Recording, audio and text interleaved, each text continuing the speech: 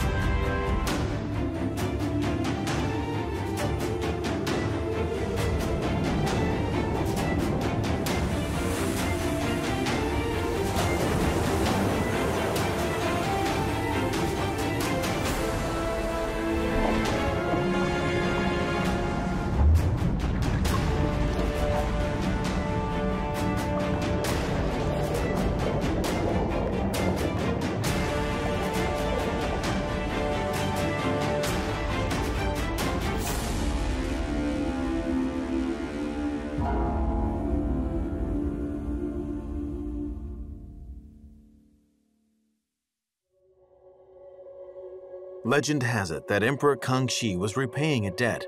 20 years earlier, Emperor Shunji, who was merely 24, was dying, yet his successor was still undecided. It was Schall von Bell who recommended his mediocre third son, Xuanye, as he had had smallpox before and was thus less likely to die young. This would cause less frequent unrest in the Qing Empire. Fortunately, Xuanye was naturally diligent in learning and loved reading. Not only did he work hard on Han culture, he was also deeply interested in Western natural sciences.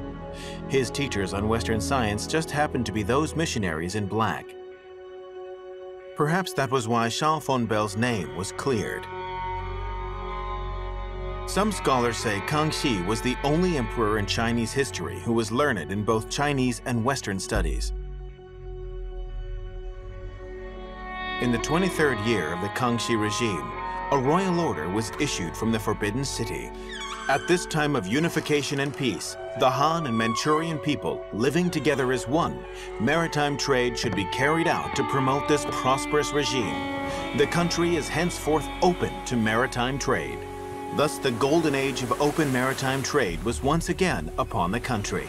Overseas trade and cultural exchange between the East and the West blossomed once again. Merchant groups and diplomatic corps flowed in, and among them, of course, were missionaries bearing Bibles.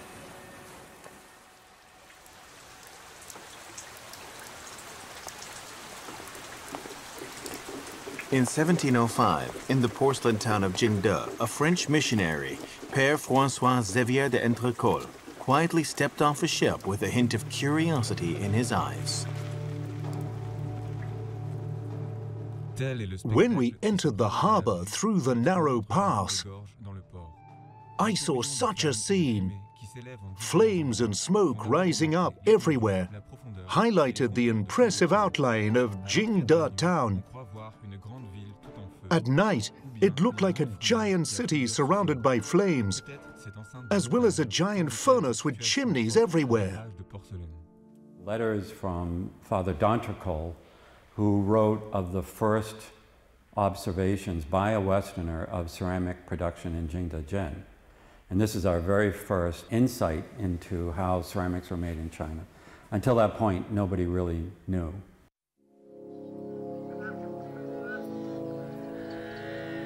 Today, Jingde town has been around for over 1,000 years. Times may have changed, but it has never stopped making porcelain. It permeates the air on the streets and penetrates people's blood.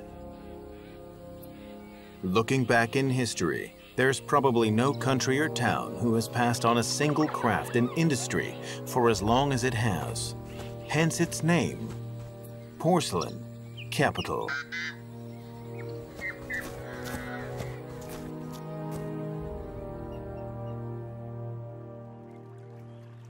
Sanbao is a small village in Jingde town, famous since the Song dynasty for being a source of raw material for shadowy blue glazed porcelain.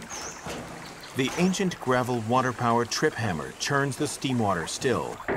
The high-pitched ramming of the stones echo in the valley just as before. This not only captured the attention of the missionary who first arrived 300 years ago, it also stunned these Dutch artists.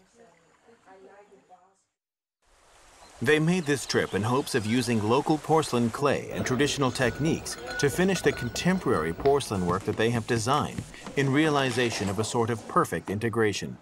When they first laid hands on the porcelain clay of Jingde town, the scene itself was already a vivid moment in history.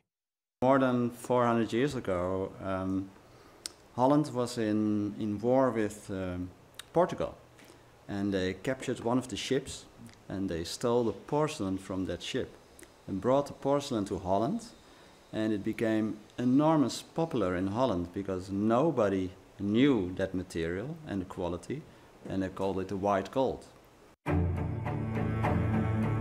Ever since the Dutch hijacked and auctioned off the 100,000 Chinese porcelain items from the Portuguese merchant ship in 1604, that excellent craftsmanship and huge profit stimulated them and drew them in to becoming true fanatics. The entire Netherlands made it very clear their yearning for wealth. Thus the three-colored Dutch flag was seen all over the oceans of the world.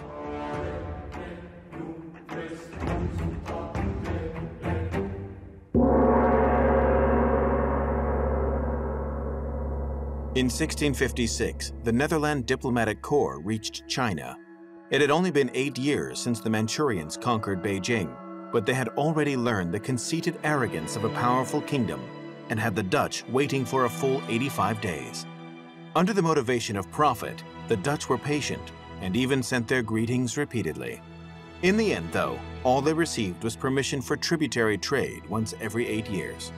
It turned out that the missionaries, who were looking out for the profits of all parties, didn't want the Dutch to dominate. Despite that, the Dutch lived up to their nickname as coachmen of the seas.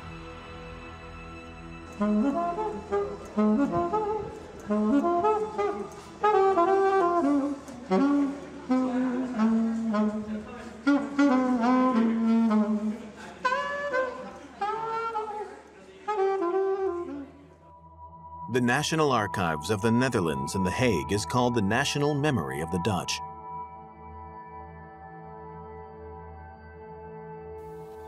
Under these leather-binding covers lies the true history of the Dutch East India Company from several centuries ago. I have to look for something that's in the Dutch factory Canton in China, and it says it was on the 31st of, I think, January in 1760.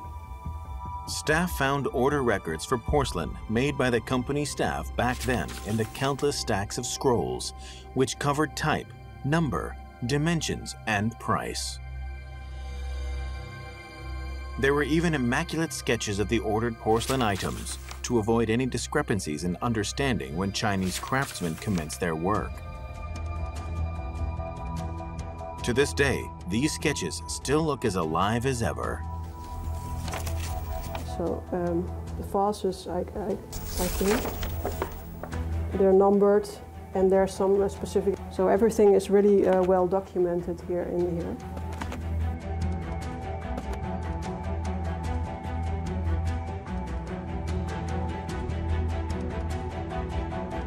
Dutch scholar Alfred Vork believed that from the late Ming to early Qing dynasty, the number of Chinese porcelain items exported around the world through the Dutch East India Company exceeded 60 million.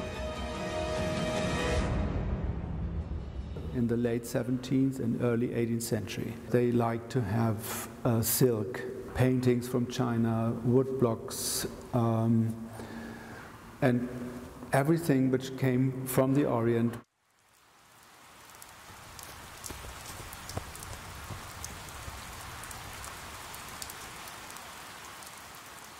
Unlike the missionaries close to the emperor, the Frenchman d'Entrecolle, who was in Jingde town, was mostly in touch with common kiln workers.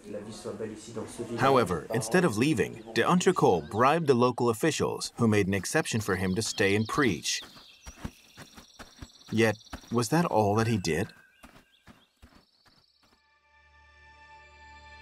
It is undeniable that since the first missionaries landed in the late Ming Dynasty, their leaders brought advanced scientific knowledge from the West and from an objective perspective opened a window to the world for China.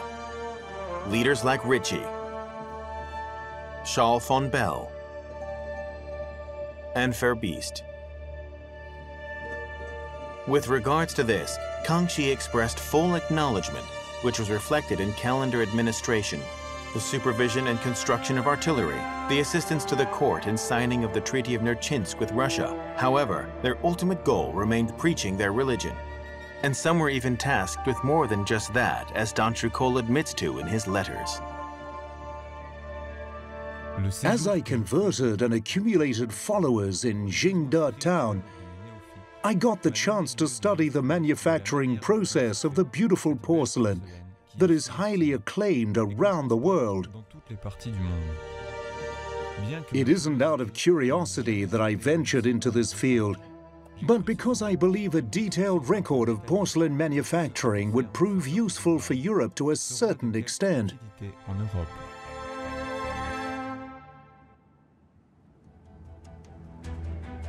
Since its conception in Eastern Han to the Qing dynasty, Chinese porcelain has already had a history of 1,500 years.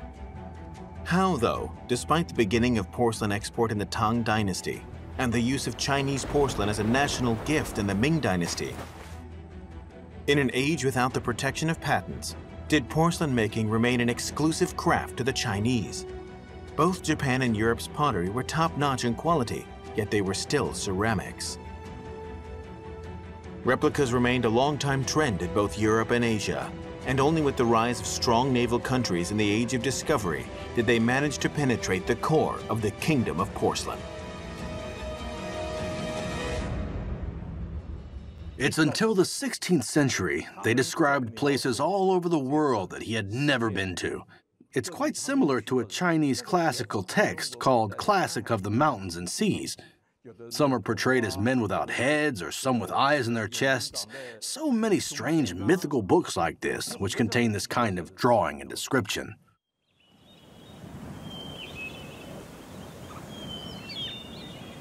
However, in the same year d'Entrecolle arrived in Jingde town, a government official also sailed down the same river to the same port, Jiangxi governor Lang Tingji.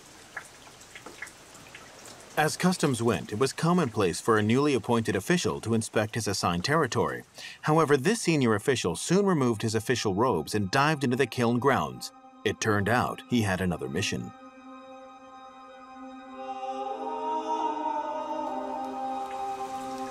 Two outsiders, one ancient town, one on the emperor's orders, the other representing the church. One Chinese, one Westerner, bound to run into each other, yet both with the same target, porcelain. The difference was that while d'Entrecolle was still secretly learning the craft of porcelain making, Lang Tingji was looking to innovate. D'Entrecolle wanted merchandise. Lang Tingji wanted classics. Coincidentally, a reflection of the two destinies of the porcelain of that era. It was a secret war on two sides of the same wall. Records showed that d'Entrecolle once asked Lang Tingji to present 66 bottles of French wine to Emperor Kangxi, strange bedfellows over Kangxi's wine glass. As if this porcelain war wasn't raging enough, at the same time, on the other side of the earth, an alchemist called Johann Friedrich Büttger was also praying for porcelain.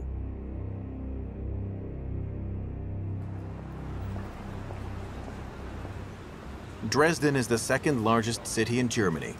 Dresden Castle, the construction of which started in the 13th century and lasted 400 years, was completely made of volcanic rock. Over time, the rock has turned completely black, and it witnessed all the upheavals during this period.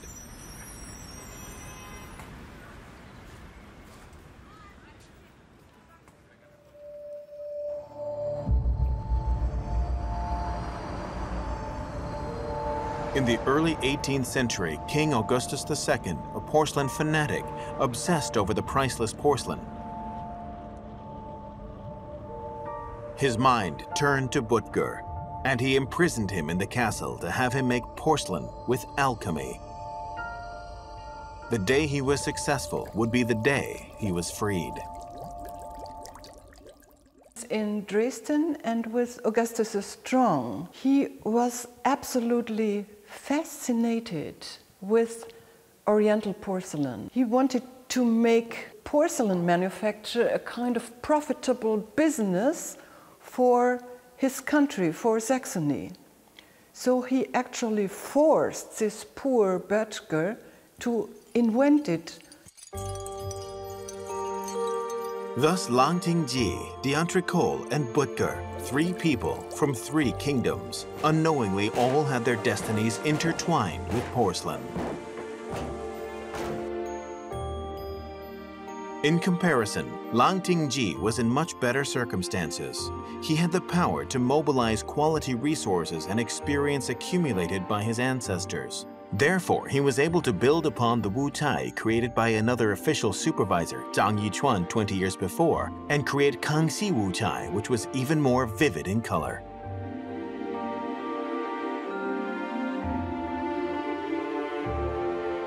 During Kangxi's regime, Chinese porcelain underwent another period of major development. Westerners even made the sweeping generalization of Kangxi Wu Tai as Kangxi art or Chinese art. It's a symbol of the maturity and ultimate perfection of Wu Tai porcelain, and directly influenced Fan Tai, Falang Tai, and Guang Tai porcelain, which came afterwards. When the results of this art sailed over the sea, added with the damage and risk along the way, it naturally became what the Europeans called white gold, and it wouldn't be hard to understand Augustus II's obsession with it.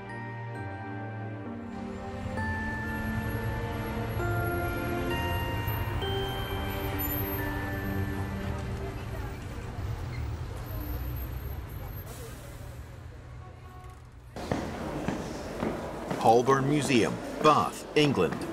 In the 19th century, the wealthy merchant Holborn bought a large amount of Chinese porcelain due to his geographical advantage of being in India, and transported them back to England. Many of these items are now among the museum collection. What we have here are all pieces of Chinese export ware made in Jingzhen, especially for the European market. If we turn it over, you'll see it's all cracked. But because porcelain was so expensive and so valuable, they haven't thrown it away. And because they didn't have very strong glues at this date, they've used metal rivets to glue it back together again and to extend its life. And nearly half of all the pieces in this service have been repaired like this. So this is how important this porcelain was considered. Even in China, the birthplace of porcelain, a similar situation exists. Among Mr. Liu Jingming's collection, there is a dizzying array of Wu Tai porcelain. Within this category, this night-hunting porcelain plate is his prized collection. The reason lies on its backside.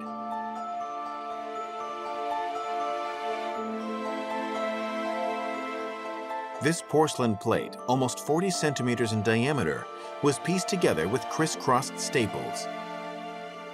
Only an owner who loved it as their own child would have treasured a broken item like that.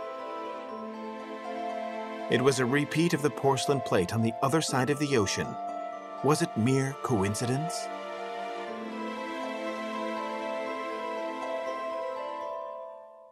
This porcelain plate was broken and had almost 83 staples on it.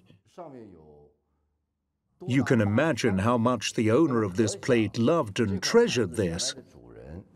Not that it is particularly beautiful, but the effort put behind it touches me.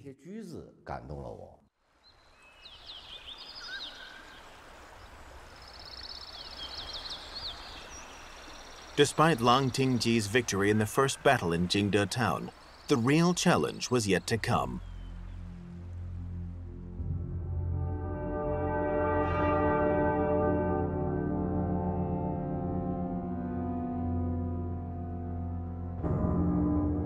In Dresden, the imprisoned Butger was still at a loss, trapped in the darkness of the dungeon.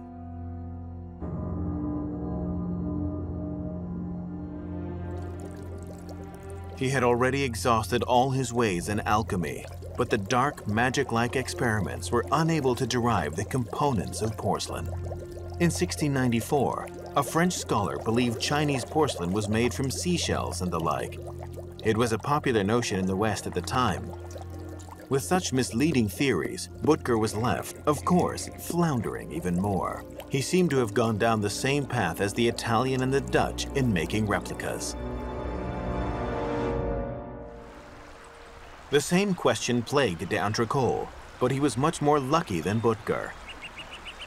Although he could only spy in secret, he could, at least, walk around freely, and he had the advantage of being in the town of Porcelain itself. One day, he finally heard the word Kaolin from the kiln workers. His sensitive instincts told him he was close to the gate to the treasure. Thus, he followed this trail and finally found a village named Gaolin in the mountains. One could imagine his ecstasy the first time he saw Kaolin in its most original form. Imagine his difficulty in maintaining his reserved facade as a priest.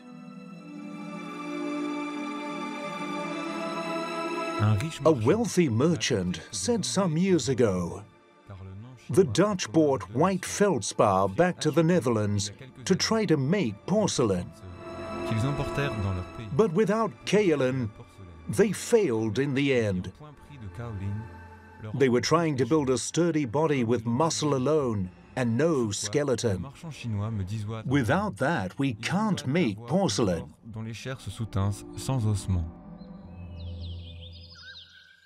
This factual description revealed a huge secret. White feldspar was neither hard enough nor tensile enough for firing true hard porcelain. It's the same today, copyright issues. If you have a product, you don't want anyone copying it because it's your product, you want to protect it. I think as a great agricultural empire, they have their own thinking on ensuring their own security and national security. They didn't think like, this commercial secret is so important, so I have to protect this only secret. In other words, they protect everything. That's how they think. The Chinese might not have kept it secret intentionally, but kaolin was indeed the key to the exclusivity of Chinese porcelain for over 1,000 years. However, when d'Entrecourt finally found out this secret, he became even more cautious, because now he must figure out the ratio of kaolin in porcelain.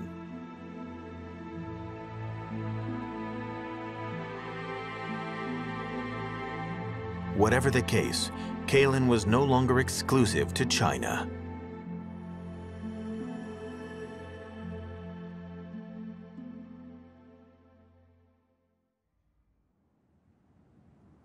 As d'Entrecourt was secretly rejoicing, Lang Tingji, on the other hand, was troubled over a kind of porcelain with a very low success rate, Ji Hong.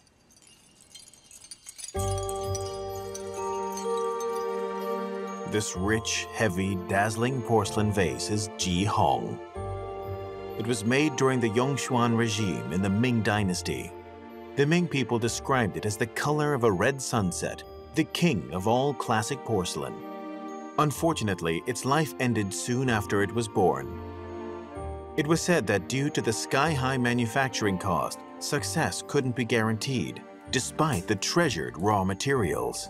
It was titled The Treasure of 1,000 Kilns. However, to the Emperor Kangxi, the treasure of 1,000 kilns was fitting for the Emperor of 1,000 years.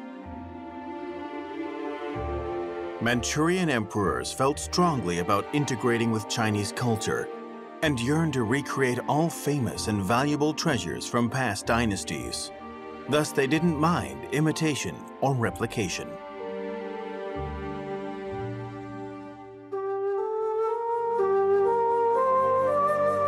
Under such circumstances, Lang Tingji faced enormous pressure. Thus he set decorum and status aside and went to the kilns himself, spending all his time with the kiln workers in repeated experimentation, even at the cost of large quantities of coral and agate. Unfortunately, he was still unable to make true, pure Ji Hong. No wonder there was a saying that if one wants to be poor, fire Lang Tingji's kiln.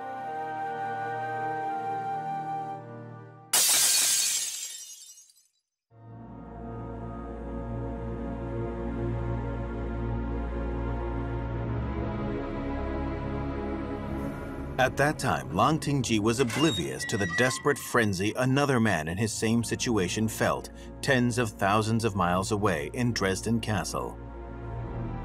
Over the course of several years, Butger had been allowed limited activity on nearby grounds, but only to look for materials for making porcelain. He was at his wit's end and mentally and physically drained, yet still had no idea how to make hard porcelain. He couldn't find any glimmer of hope, and only the sword of Augustus II hung over his head, a constant reminder.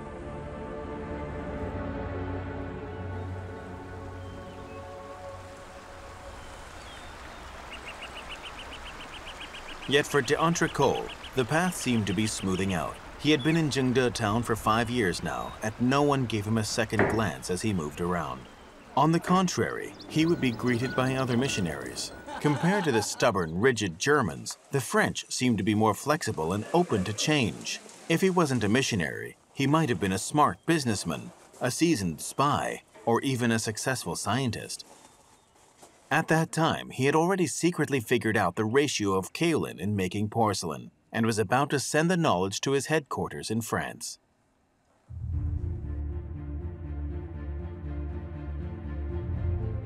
Making quality porcelain requires an equal amount of kaolin and white feldspar. For porcelain of average quality, the ratio of kaolin to white feldspar is 4 to 6. However, there must be a minimum ratio of 1 to 3 in the amount of kaolin to white feldspar in porcelain.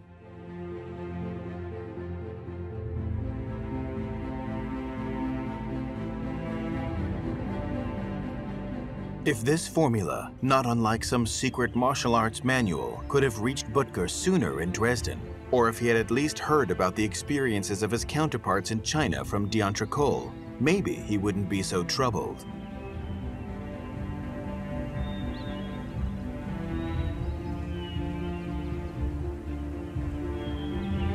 By some stroke of luck, Lang Tingji finally brought Jihong back to life after several years.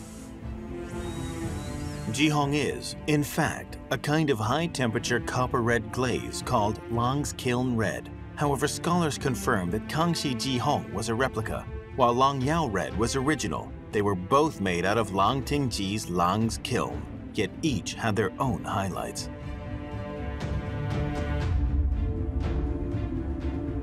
The steps of civilization often coincidentally converge in the same period of history, albeit in completely different places.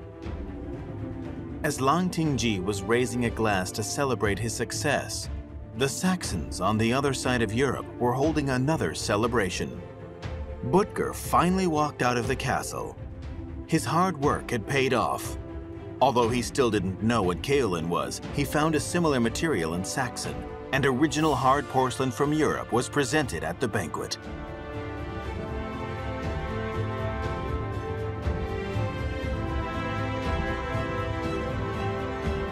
On the 10th of January 1710, Augustus II smugly announced he discovered the street secret behind porcelain manufacturing and set up his porcelain factory in Meissen, another ancient town.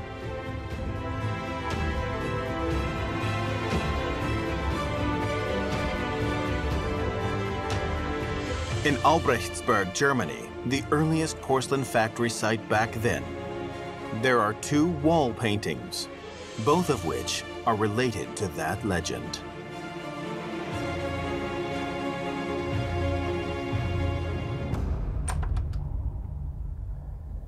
Oh, hello.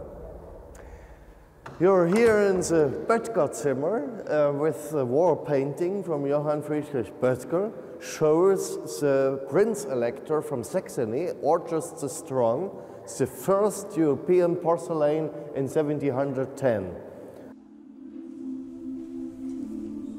Johann Böttger's copper statue is still standing in Meissen's porcelain factory.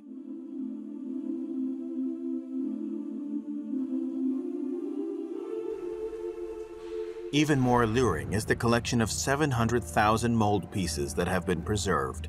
Because of them, most of the porcelain items that were made in the past 300 years can be replicated at any time. How can we quickly find the mold pieces we want in this sea of molds, though?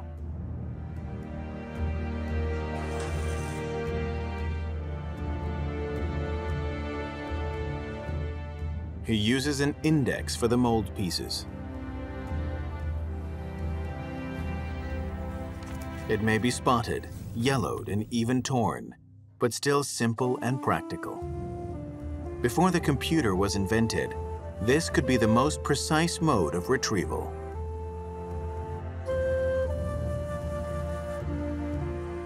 Porcelain from Meissen, Germany is famous for its intricate decoration and lifelike design. Even to this day, we can still see the exaggerated imagination Europeans from the 18th century had of the East.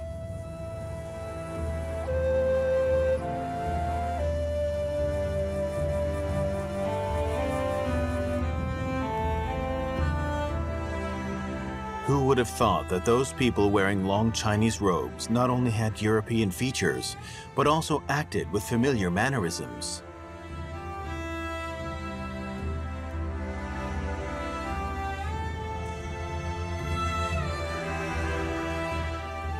The porcelain painting they were drawing had figures with Western facial features, yet Chinese outfits from the Qing dynasty.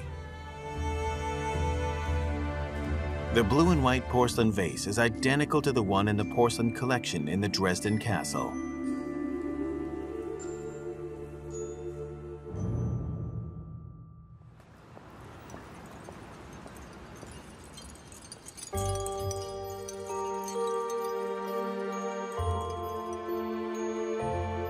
In 2012, 55-year-old Chinese-American painter Yu Chunming came to Nanchang University to teach Western painting.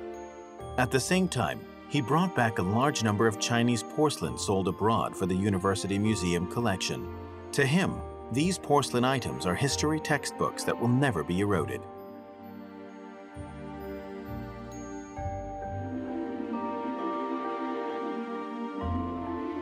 This red porcelain plate from the Yongzheng era was painted with a picture of Jesus being baptized. The cherubs decorating the side look distinctly like Chinese children.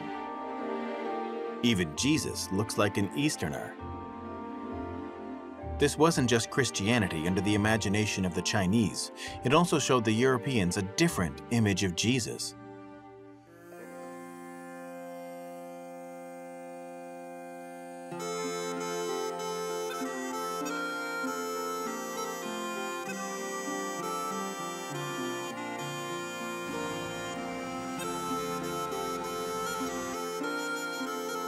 The Victoria and Albert Museum in the UK is one of the most important art museums in the world.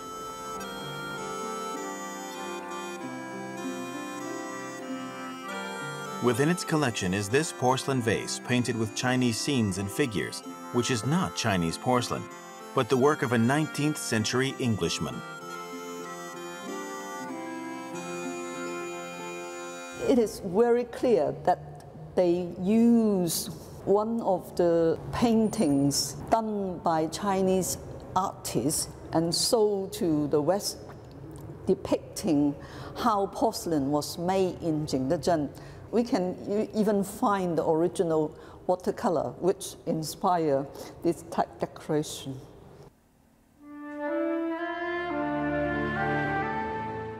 On the 1st of September 1712, d'Entrecourt wrote a long letter of over 20,000 words to the headquarters of Societas Iesu, detailing the manufacturing method of porcelain, from the various components, glaze ratios, glaze application, color painting on porcelain, to firing temperatures, and even the manufacturing of antique-style porcelain, etc., covering every aspect of the craft.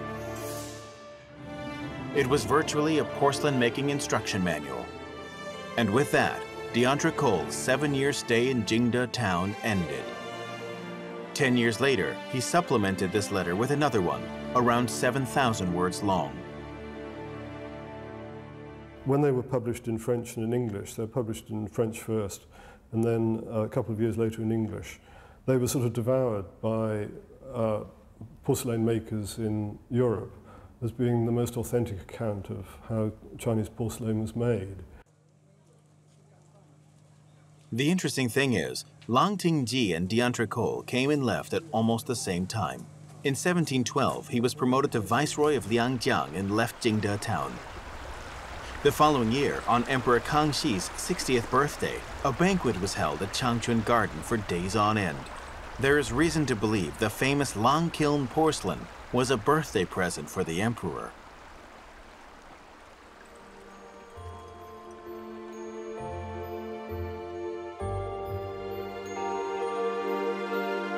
"14 years after Lang Tingji left, Jingde town welcomed Nian Xiao, appointed by Yongzheng as porcelain supervising officer. 2 years later, Tang Ying also arrived in Jingde town. He served under both emperors Yongzheng and Tianlong and supervised the Tang kiln for over 20 years. He was the most prolific of the 4 great supervising officers in the Qing dynasty. He not only satisfied Qianlong's pursuit for perfect porcelain, he also brought Chinese porcelain to a whole new level. This 86.4 centimeter tall porcelain vase, exhibited in the Forbidden Palace in Beijing, was made during Qianlong's regime. It was glazed with a total of 15 kinds of glazes, 16 text decorations, and 12 color paintings. Complete with almost all the porcelain features of the Song, Yuan, Ming, and Qing dynasties. Its complication and perfection makes it, to this day, one of a kind. It is difficult to even name it accurately. Thus it is simply called the Mother of Porcelain by the public, in reference to its comprehensive collection of everything great about Chinese porcelain.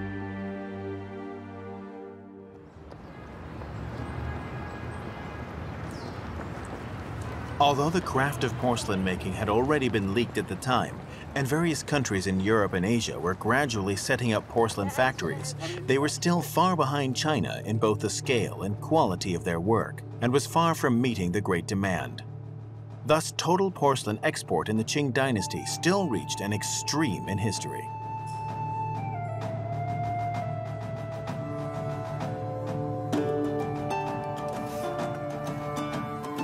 After Butker manufactured original porcelain for his master Augustus II, this legendary king still exchanged over 100 porcelain pieces from the Kangxi regime with 600 of his elite dragoons. To King Augustus II, the original Chinese porcelain had been deified. And in both the East and the West, the story of porcelain appeared to be ongoing. In the 5 years after 1717, England, as the newest dominating power at sea, transported over 1 million porcelain pieces out of China with its 6 merchant ships from the East India Company. In 1730, they bought another 500,000 plus pieces. Until the end of the 18th century, Jingde town, despite having 3,000 kilns, was still unable to meet the great demand. This was something the Westerners couldn't master. It was something they didn't have. They were amazed by how advanced this Chinese craft was. So they exported it in massive amounts to Europe.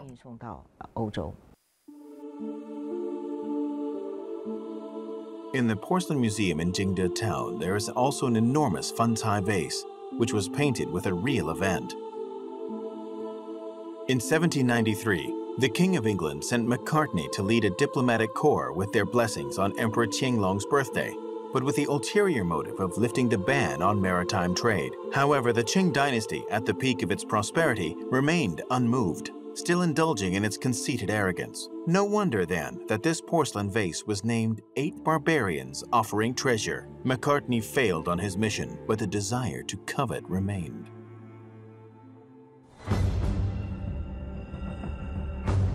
Guangzhou Port, the dominating superport in China. In ancient times, it was one of the 3 major ports of China's Silk Road on the sea. After the Qing dynasty banned maritime trade, it became the only existing port for foreign trade in the so-called single port trade. But even with just one port, modern trade flourished. Guangcai originated from Guangdong's colored porcelain, but its greenware actually still came from Jingde town. However, Guangdong was more convenient for foreign merchants. allowing them to send the models or colored paintings of the porcelain items they wanted directly to the porcelain factories. The factories could paint and fire the porcelain immediately, then pack them for export and complete the business transaction.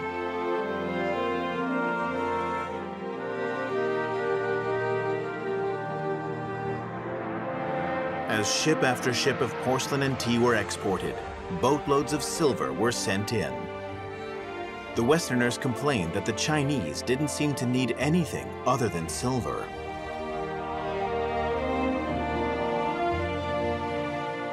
Englishman Sir Robert Hart, Customs Inspector General for the Qing dynasty for half a century, wrote in his book, "These from the land of Sinim. China has the best food in the world, rice, the best drink, tea, the best clothes, silk.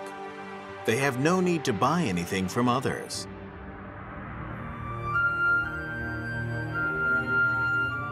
If we added porcelain, the best utensil there was, to this list, the Chinese could have completely sealed itself off back then.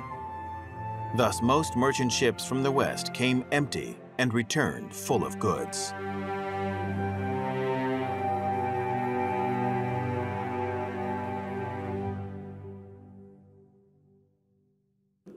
A society that was starting to prosper would pursue new and fashionable things, and that was when porcelain came in. The prosperous age of Kangxi created one of the longest ages of prosperity in Chinese history. However, these 100 years were also the last days of glory in China's over 2,000 years of feudal history. The world was getting smaller, and the rules of the game had changed. The Qing dynasty's mammoth ways of sticking its head in the sand had been seen through by sharp-eyed falcons, and a bloody banquet was about to begin.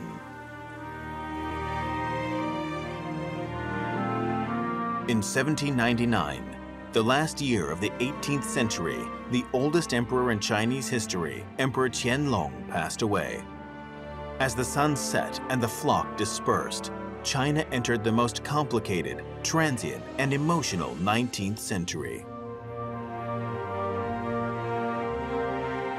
To the various foreign powers, the Qing dynasty was like an enormous porcelain product, grand, glamorous, intricate, charming, hard yet vulnerable, beautiful and fragile. They could take advantage of it through trade or conquer it by force. The global Chinese craze that lasted throughout the Qing dynasty burnt through this alternately civil and violent contest. At uncontrolled high temperatures, unpredictable changes might occur in the kiln, no matter what the porcelain was glazed with. At that same period, the English finally found the black silver they wanted: opium.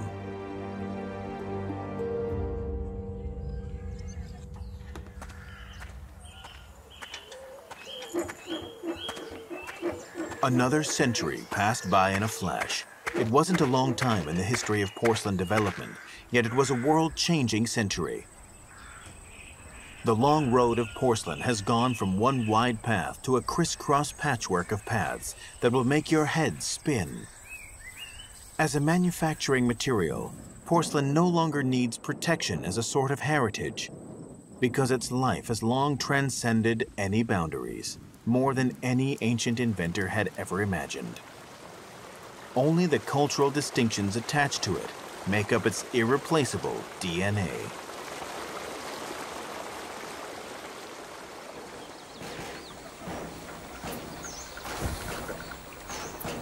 Li Jianshen left to study abroad after graduating from Jingde Town's Porcelain Academy. Even he never imagined he would be back in Jingde Town a few years later to set up his own porcelain workshop.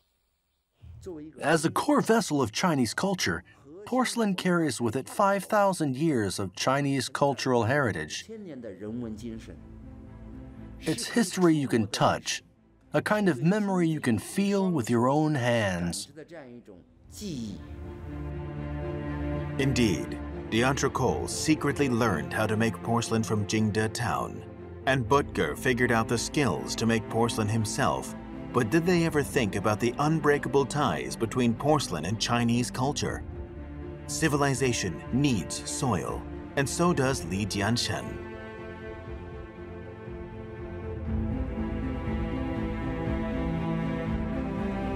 As both a practical tool and art for appreciation, no one ever imagined that porcelain, on the day it was invented, that it would become so closely intertwined with the progress of Chinese history and human civilization.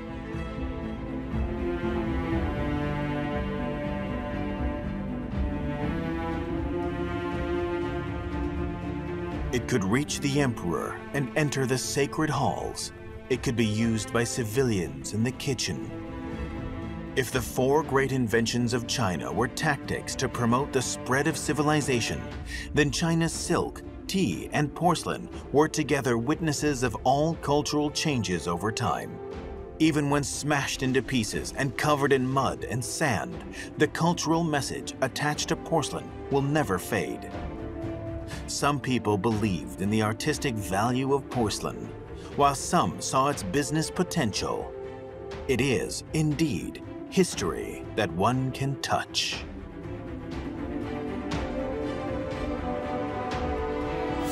Whether of its own volition or not,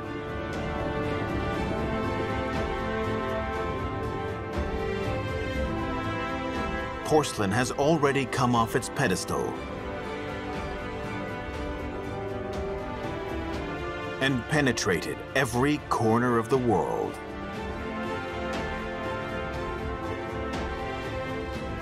It is history on exhibition shelves. It is reality on the coffee table. It is the future that crosses through space and time.